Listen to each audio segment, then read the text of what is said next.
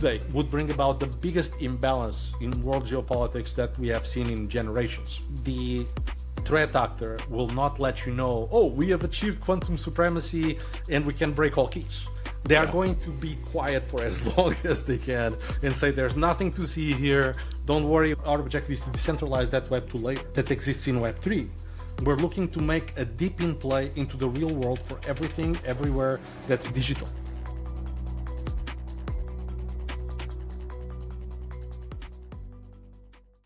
Hello, everyone, and welcome back to the Unleashing DePIN podcast. My name is Tyler. I'm your host, and I am very excited for our next guest that we get to have on the pod. We've been chit-chatting in the background here, so I'm quite excited to hear his thoughts about the space, about what he's building. Please welcome DC from Naoris.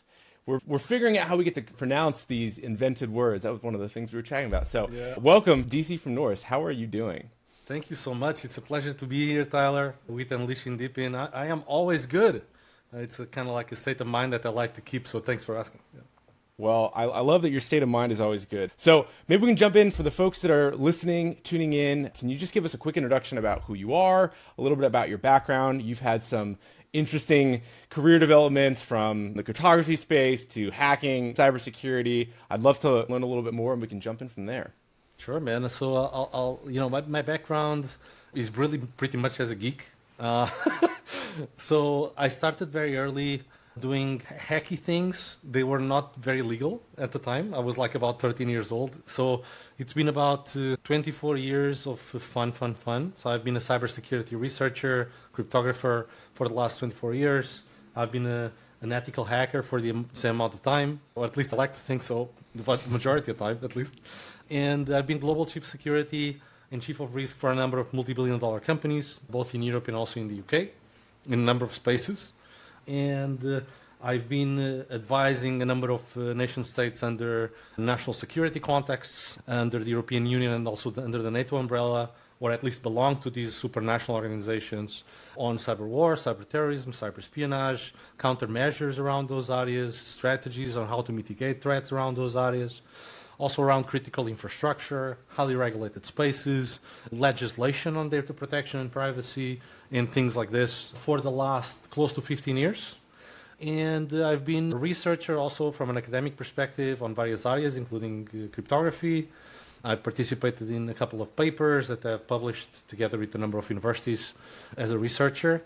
On the mathematics side of cryptography, and also on the post-quantum side and its applications on blockchain, Industry 5.0, and areas like this. I've been a little bit of an OG on the crypto space. I've been around mining with my core 2 duo at the time, Bitcoin. Very, very long time ago, I was working for Electronic Arts back in the day. And I ran a bunch of master nodes all the way from the time that the Dash was called Darkcoin, all the way until 2016. I invested in a bunch of projects in the space, and now I'm running my own protocol. And I left all the corporate life, or at least the vast majority of it. It's good times.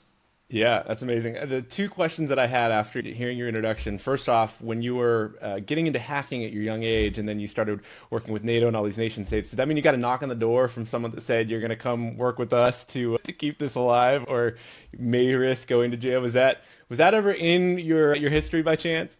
Yeah, it's a fun question. I'll keep some parts of it private, but basically the context is it all happened very naturally.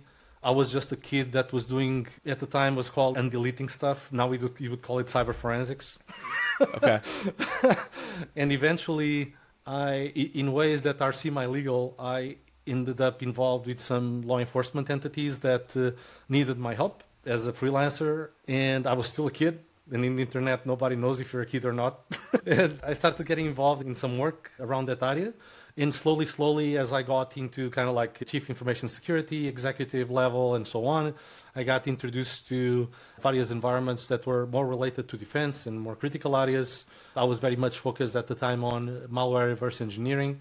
So that led me to deal with cyber weapons and things like this, which obviously involves nation-state level environments or architectures. And I ended up meeting some people. We got together well, and I ended up joining some projects that were extremely excited for a young kid.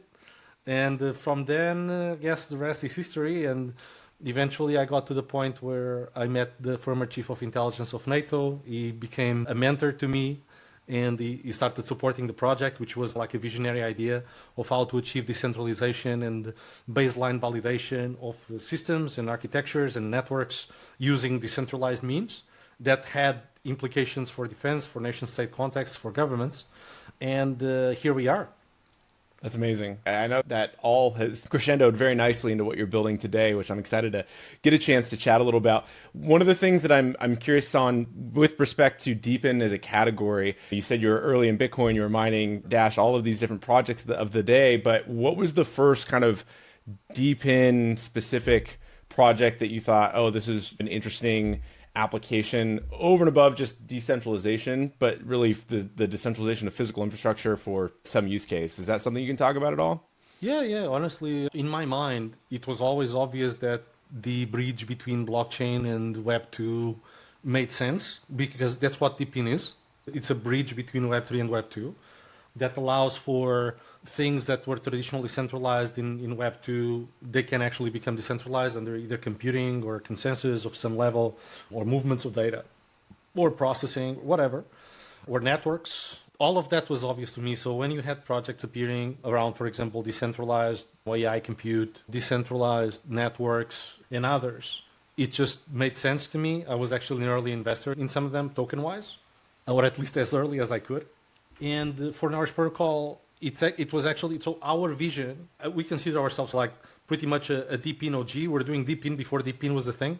Our vision of creation of the project, the first time that I wrote the white paper in 2018, late 2017, was actually how can I say, a very natural kind of like Deepin idea that I had that was related to cybersecurity and backed by NATO-related leaders.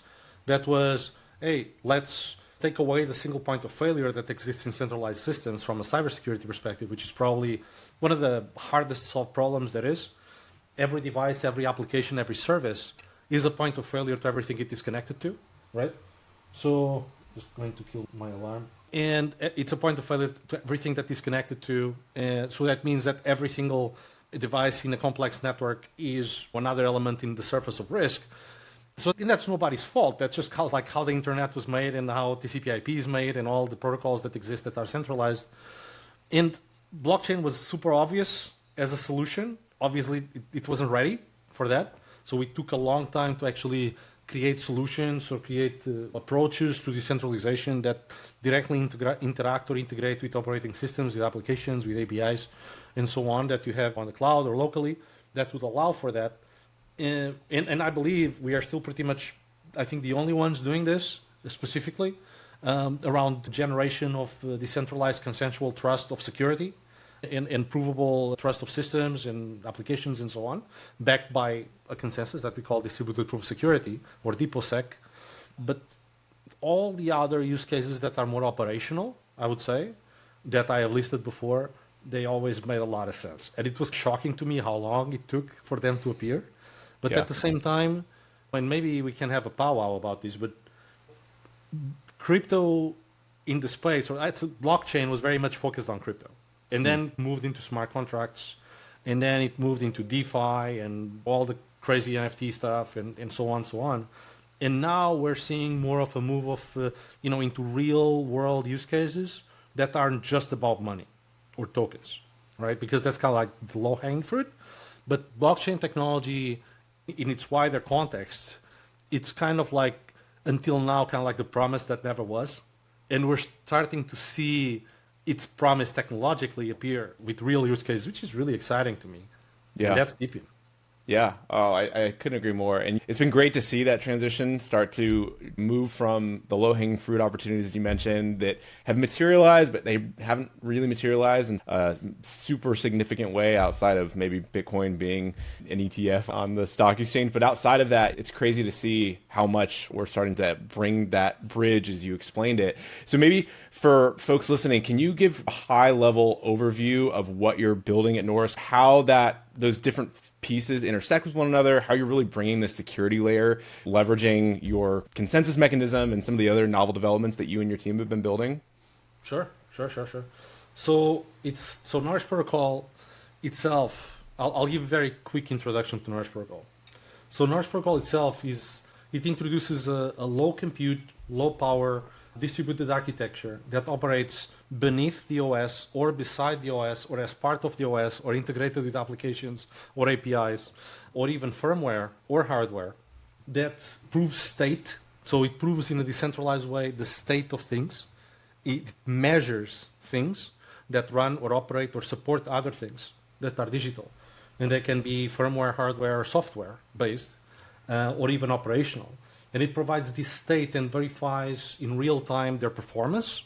It makes sure that their availability, their confidentiality, their integrity, their security, and their trust is maintained in a transparent way towards all the participants that is pretty much ubiquitous. Like you want it to be there, but you don't need to care if it's there. You just want to care from a perspective that if it's not trusted, let's say I'm accessing an API, like on the internet, it's running on a server I don't control. I'm using some SaaS or whatever. How do I know that that API that's sending me data, like it could be of a bank, it could be anything. How do I know that that server is patched? How do I know that there's no vulnerability available? How do I know that there isn't any malware running? Like, how do I know the API has not been tampered with? How do I know that the data is good? There is no way for me to prove that. I would have to have access to that network, right? So really what we ended up creating is this design that grows exponentially more resilient as the infrastructure scales, right? So the more participants you have, the more resilience you have over these validations because all of them are watchdogs of each other from a mathematical perspective. So I can prove that I can mathematically trust a certain system that I'm accessing in another environment that I don't control without actually putting at risk anything there, right? And of course that uses zero proof of knowledge, it uses other things. And if you think about it, this is an extremely exciting innovation because it allows for decentralized trusted computing and trusted operation for anything. And you can apply this for any digital process of any kind for anything. Could be at network level, it could be at system level, it could be operational. So obviously this is non-intrusive to the upper stack. It's just a proof that is not proven alone. It's proven by the collection of peer-to-peer ecosystems that operate on top of Naoris Protocol and the decentralized proof security. It scales, it's easy to deploy. But basically, on top of this, because of our connections to defense and, how can I say, national cyber commands and also former NATO leaders and others, there was a very big interest in transforming this into a future-ready situation. And that's where post-quantum cryptography comes in, or quantum-safe cryptography, that is completely integrated with the consensus mechanism. So all the hashes, all the encryption, all the proofs, either local or under consensus on chain, are actually at post-quantum level. And the objective is for it to surpass exponentially top standards like RSA or AES, or even from a hashing perspective, SHA, that are used currently on chain. So obviously all chains run currently at 32 bytes. So if you multiply that by 8, that's 256 bits. And that's not good. I think looking at the future, and of course nation states are aware of this, so there's already standards in the US and also in Europe for any institution that deals with the government, they already need to transition to post-quantum cryptography, even in a centralized context, right? So it makes it infeasible in our protocol for quantum computers to break the approach that we have, the data, the consensus, the ecosystem, ensuring true post-quantum security. So that's our objective in a decentralized way. So there's two things we do. We kind of level up the cryptography of the chain. We level up the trust of the chain and we make it fit for purpose for critical infrastructure, for government, for defense, because we can mathematically prove with post-quantum fingerprints that actual systems that are centralized are in a trusted state as they operate. And that includes the validators themselves, right? And if you think about it, this is very important, not only for Web3, but for Deepin as well. I would say this is like the future of Deepin, because if you have a big ecosystem and you can't trust anybody, sooner or later, you're going to have big issues, right? It's going to lead to 51% attacks. It's going to lead to collusion, fraud, the destruction of the space, whatever, right? So security trust is the baseline that anything runs by. And that's the objective that we want to guarantee in a highly resilient mathematical environment all the way into post-quantum level. Currently, our vision is to integrate these with chains. Our vision is to integrate these with validation structures, be it on Web 3 or Web 2. And currently, we're very much embedded already with the defense environments, with defense funds, and also governments, and other use cases from healthcare to logistics and post-quantum communications and things like this.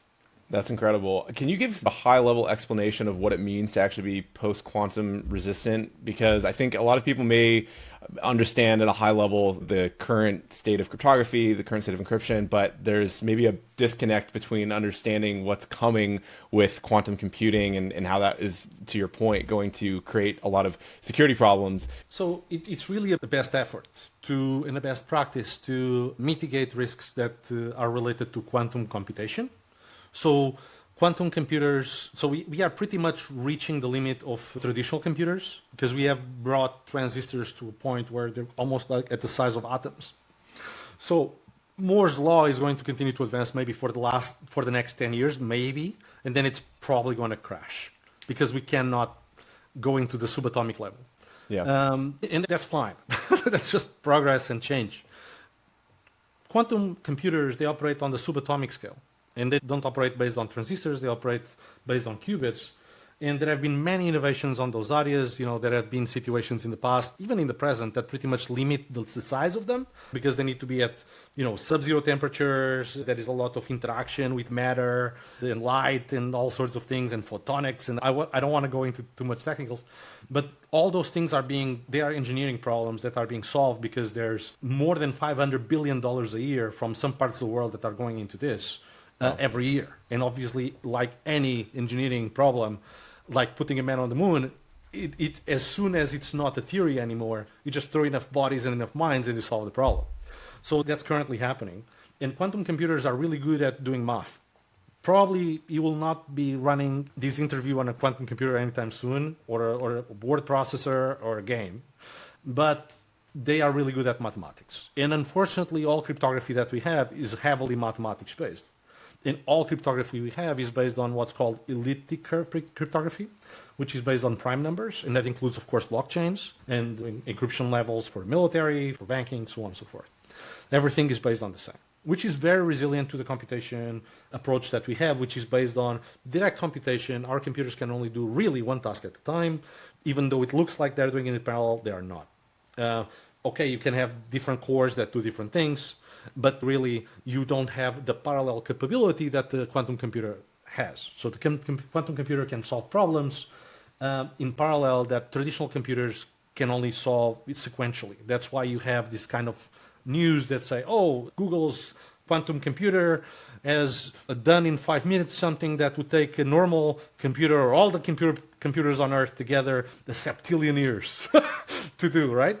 And so that's where things get dicey, because there is the opportunity, if it didn't happen already, for lower level cryptography, but in a very near future, I would say in the next years, I would say every year it comes closer a decade where we think it is, that the Q day is going to happen, where a quantum computer or a group of quantum computers will be able to break a certain cryptographic space, say for example 256 bits, and derive all possible private keys that can exist.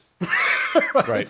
So they look at your public key and they're like, oh, here's my private, right? And this is just an example. There's many other examples. It includes also breaking hashes and so on through collision. But this is the fundamental issue that quantum safe cryptography or post-quantum aims to solve. And these algorithms have been tested by the National Institute of Standards and Technology under competition for the last 6 years that has just finished against quantum chips, extrapolated in attacks, mathematical attacks, cybersecurity attacks, and the ones that won we're actually using in our chain. And there's another point that I want to make. One is the computation side can lead to the demise of what is right now about $3 trillion worth of an economy on the Web3 space. However, the problem is way bigger in the real world. So we're talking about maybe $160 trillion of assets just in the banking space. And all the debt, which is about 7 times more than that, and then all other things that are protected and are secret and so on that are intangible assets. Think of intellectual property that countries steal from each other on a daily, and many other things, military and non-military, sovereignty-related things that are about $60 trillion worth, or 64, more or less. All of that is at risk.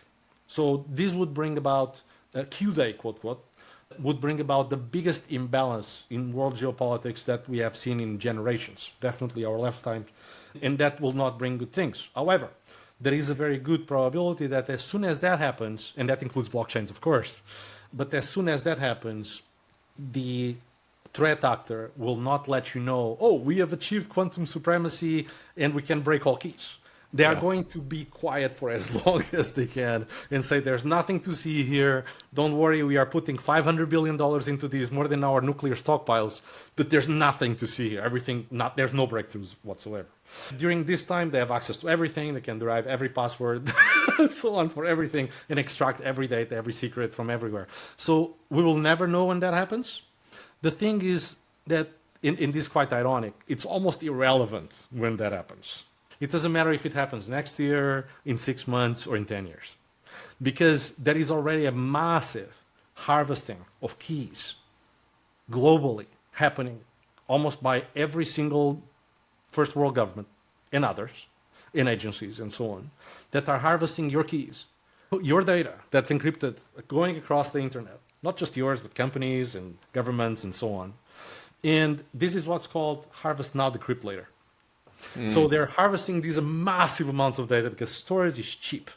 And there's nothing you can do in the future to protect your data now, unless you actually migrate to post-quantum cryptography now. And it almost sounds like one of those movies where somebody goes back in time, like the Terminator or whatever. In order to protect the future, you need to protect the past. Or in order to protect the past, you need to go to the future or whatever. This is really what's happening right now. In order to protect the future, because your data is captured, there's nothing you can do about it. And your keys, you're not going to change them probably. And I've heard people saying, oh, but if I change wallets all the time, yeah, but you need to make a transaction to a wallet, so your wallet's going to be visible on the chain, and that can be derived. And not only that, all potential wallets can be derived, even the ones that have never been created. So the problem is deep, it's fundamental, and it's about literally everything that has value, or that has value to have secrecy around, right? So it is fundamental right now for environments to take up steps. And of course, nation states see this. I talk to CIOs of countries and financial institutions that are below countries and so on, like sovereign funds and so on, and central banks because of CBDCs and things like this, pretty much on a weekly. And their 2030 plans, if you go and you watch like 2030 plans for the European Union, for the UAE, for Saudi, for the US, whatever, 2040 plans, they all have quantum, decentralization, and sovereignty of data. And quantum touches all these things, right? And sovereignty, of course, touches AI, right? Because they don't want to have their data managed in other countries and so on, right? And they also don't want other countries to break their data because they lose their sovereignty. And that goes to countries as it goes to private keys in your wallet. It's the same exact principle. You want to have sovereignty over your assets. You want to have sovereignty over the ecosystem, right? You want the ecosystem to live. Otherwise, your crypto is worthless. And whatever he's trying to do is also potentially worthless. So our focus is very much on this. We're leading this space, I'm very happy to say. And we want to continue to lead this space. I think it's a space that's much bigger than AI. Actually, AI is almost dependent on it in the future, and many other computational principles as well, and data protection in general is dependent on this space and the advances that are done in this space. So we're very happy to participate on that space. So I hope this answers your questions and throws some fire into the fire that's already, burning on top of another fire. Yeah. Speaking of those applications, can you talk about a couple of the just use cases, or you mentioned nation states and the CIOs and whatnot, but are there a few kind of public or high level examples of this implementation actually occurring currently for people to maybe get excited about or just kind of envision how this works? Well, in the Web3 space, I don't see that much happening. I see a lot of interest in speaking around this area. In our context, we have implemented it for transactions. So the transactions themselves, and by the way, we can work with other chains and almost like a layer 2 and do post-quantum rollups and bring the data back after post-quantum validation into the chain at normal standards and other things like that, because that's the critical bit from a security perspective that you don't want broken. So that's interesting. I find that very interesting. We're doing quite a bit of research around that area. We're having partners that are interested in that. Also, the proofs themselves, it makes sense for them to be validated and mirrored in a post-quantum level. That's something that we are very much focusing on as well. And for example, in our chain, obviously, we are validating the security of systems, of applications, of data flows, but we also do transactions of crypto. We also do NFTs. It's a Web3 full paradigm ecosystem that's akin to Ethereum or whatever, right? And in our case, it's EVM compatible, and the smart contracts and all these things. So all those things are actually validated at post-quantum level and hashed at post-quantum level, and its proofs are also at that level. And even the system proofs of trust, for example, of a centralized device that could be a validator or a participant or running some application somewhere, they are at post-quantum level as well to increase that trust around the truth of that thing, right? And not wanting to be too worthy. Yeah. What does the ecosystem actually look like for the protocol? Because you've got a lot of different components that are sort of involved with that. Can you just unpack whether it's at the validator layer, backup nodes, post-quantum nodes, for people that are interested in maybe getting involved, or they just want to understand how the network actually breaks down what those components are and how they intersect with one another? So we are going to have this month a testnet kicking off. That is a participation testnet / airdrop. In the second phase of this testnet, we will allow people to run nodes. We have 4 or 5 categories of nodes. So we have nodes that operate at post-quantum level. We have nodes that operate at normal level. We have backup nodes of chain that get paid for that, but that's probably going to be only on mainnet. And then we have other kinds of nodes, like very light nodes for IoT devices and other things like that. That do different things that are more focused on security or trust and availability.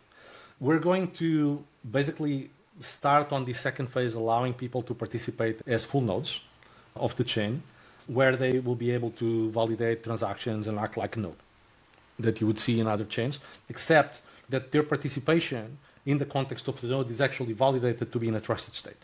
So that's the first time that happens in Web3, actually anywhere, where you can, as a validator, before you validate, you get validated to be in a trusted state, or else you can't validate. And this is really important for the life of the ecosystem and its long-term existence. And that's one of the reasons for the creation of Naoris Protocol, really. And that's going to be using some technologies that we have created, like Decentralized Identity Validation Authority, that allows for systems to validate each other in a more trusted way, or the Spark proof of existence of the nodes towards each other on top of the decentralized proof of security, consensus mechanism, and things like that. So we'll be opening that capability for users. We haven't still decided if we're going to do a node sale. We have seen a lot of interest around node sales. We're working with hardware partners to potentially do that. If we see interest from the community, and hi community, if you're seeing me and there is interest around that, make some noise, and I will make that happen, where you can actually purchase hardware-based nodes and have your own unique butterfly node validating Naoris Protocol under kind of like different reward paradigms than the usual node in a much trusted environment, because it's all about trust. So yeah, that's what I would say about that. Not sure if you want to go into any other areas. Yeah, well, I know that you also just announced your testnet a few weeks ago or 2 weeks ago or so. And so I was curious what the current state of that is and where the potential transition to mainnet, what that might look like, how these various nodes will be a part of either the testnet or mainnet when that launch happens. Yep. Can you just share some of the nuance there? Sure. So the testnet should be starting this month. And we invite anybody to join the pre-round, let's say, of the testnet. We have already close to 50,000 people registered, which is quite exciting because we didn't publicize it. And then after that, it's going to open to anybody to come in. So that's going to happen this month. After that, we're going to be going into a second phase where we're going to allow people to participate as validators. And then sometime in Q1, we're going to list after that. And we're going to move into mainnet. I expect that to happen in the next 6 months. And in there, all sorts of things are going to happen. We're going to open, actually, before even going mainnet, and that's important to mention, we're going to open access for developers as well into our testnet for integration and other things like that, which is not unusual in the space, which currently we're only doing in a private setting. Yeah, so that's very exciting for us to move on that direction. It's been a long time in the making, and we have been a long time in research, and we spent a lot of resources in research together with various institutions, academic institutions, and it's all coming together.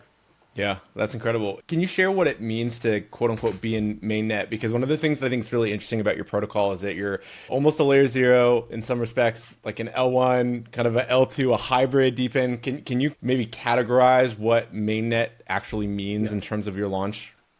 That's an amazing question that I'll try my best to answer. So we call ourselves a sub-zero layer, okay, from an architecture perspective, because we sit at the infrastructure level. So we sit at so Naoris Protocol as a node sits as a companion DApp in the system that validates everything that runs. Everything, doesn't matter if it's Web3 or Web2. So because the whole environment is, obviously blockchains are not leprechauns, they're not magical. They are running from servers in the cloud or locally. And that's all centralized stuff. And most of the issues that you see on that are not smart contract attacks are Web2 issues. Mm-hmm. So our objective is to decentralize that Web2 layer that exists in Web3. But we're looking to, as a protocol, we're looking to decentralize the world. We're looking to make a Deepin play into the real world for everything, everywhere that's digital, and decentralize that operation, right? So that is, for us, what mainnet means. And to an extent, privately or in private chains, partnerships we have already, we are at that level already. So on the public incentivized chain, we're going to get to that level. And I believe, as I mentioned, that's going to happen post listing. And from a layer perspective, yes, you're right. We can do certain operations that are considered layer 2. So I think you can look at this like a hybrid layer environment, and also others that operate like a layer 1. But I don't really care much about these names. If anybody asks, I want to say sub-zero layer in general from an architectural perspective. This is not OSI layer approach. This is more like blockchain layer approach. But yeah, that's what I would say about that. Okay, that's helpful. Does that mean then that there's a higher degree of importance for having your own nodes that you're able to sell to the public for maybe ensuring some of these various things? Is that a fair assessment? Yeah, it is. It is. And actually that was all our objective since the beginning. However, doing that is a bit more complex than just doing software-based nodes. So that is definitely something we want to do, because the more decentralized and the more user-owned the whole protocol is, the better it is for security, the better it is for the health of the protocol and all its supporting services, the better it is for anybody that wants to integrate with us or build on us or use some part of our protocol for something. And it just brings more resilience to the whole environment because of decentralized proof of security. So that is like absolutely a no-brainer for us. We want to do that as soon as possible. But again, depending on the interest of the community to do, we might accelerate that plan. So high community. We might just do it in the same kind of step-by-step movement that we have right now that we haven't made public around that area. But I am actually pretty gung-ho to bring it early. Okay, that's awesome. I do appreciate the incremental rollout approach, so you're not trying to spray and pray, because obviously there's a lot of work that goes into all of these various components that you're building. But there's so much that you guys have been working on in terms of research and development. Was there any other aspects to the protocol that we didn't really get a chance to cover that you think are relevant for folks to be made aware of? Actually, this is probably has been one of the most complete interviews I've been on. I think high level we touched on most everything. And we touched on the private side, we touched what the institutions real world use, we touched governments, we touched defense, we touched people, we touched wallets, we touched transactions, we touched Web3. No, I think we have knocked on most doors, unless you want to go into anything specific. Yeah, I feel like you've really done a great job of explaining and unpacking all the different components. And I know it can be a little bit dense, especially as we're talking about such complicated components. So I appreciate you going into the weeds while also keeping it relatively high level for us. I feel like I've got a good understanding. I think folks tuning in will also appreciate that. Maybe the logical next question would be, for those that are interested in all of the different efforts that you're building towards, where can people stay up to date, find more information as they want to delve into the weeds even further? Where would the best place for them to go be? Naoris. Definitely go to Naoris.com, NaorisProtocol.com, join Telegram, join Twitter, join Discord. We have a big community on those areas, constantly growing, excited people. Sign up the newsletter, whitelist yourself. All those things are a possibility right now. If you want to get involved as a partner or as a private sale investor, just contact any of the key team members on Telegram, or I believe there's a form on the website for that too. I might be mistaken, but I think so. And that's it. That's it. Awesome. Well, we will definitely link that down below for everybody to go find out more information, get involved, get in contact with the team if that is right up your alley. But DC, I want to thank you for coming on. This has been a lot of fun. You're very clearly a thought leader and an expert in this space, and so it's amazing to hear from the horse's mouth all of the research and work that you've been doing for many years at this point is rolling into this incredible protocol, because it is important. So I want to thank you so much for coming on. I think we'll wrap it up here, folks. Please go check out all of the linked content below. Ping the team if you want to participate in a more involved capacity. But with that being said, we will wrap it up and we'll see everyone on the next one. DC, thanks again. Cheers. Cheers.